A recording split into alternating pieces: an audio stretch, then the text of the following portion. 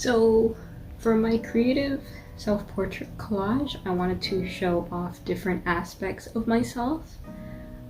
So for my first photo, I'm laying on a bunch of books, and the teacups make a circle, and then the hands in the middle make it a clock to imply that I really love reading. But because I love reading, I often read late into the night and time passes.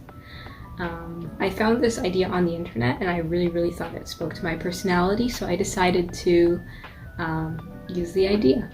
And I believe it was taken at 1/40th of a second? I think, yes. 1/40th of a second in f2.4, and the ISO is 250. I did take a few on camera, but I found maybe on my phone it was a little bit brighter and I could crop a little bit more, so that's what I decided to do for my first photo. For my second photo, I decided to do something that was a little bit darker, looking sort of, I guess, like more introspective, so looking back at my life and how it's turned out. I decided to do a little bit darker. This is actually one of my favorite photos. My mom helped me to take this photo. She helped me with actually pretty much most of my photos. She decided that the flower would look really cool at the side, and I agree. That's one of the aspects I really love about this photo. Yeah, so it's just meant to represent like me reflecting on life, and all of the challenges that come at me. For my third photograph, I decided to use rotolights for this one.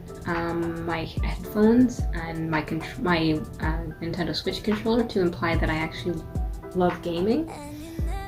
So I decided to do that. That was a really fun one. This is also another one of my favorite ones that I did. It turned out perfectly the way that I wanted to. I actually retook it a lot of times, but I decided to use this one.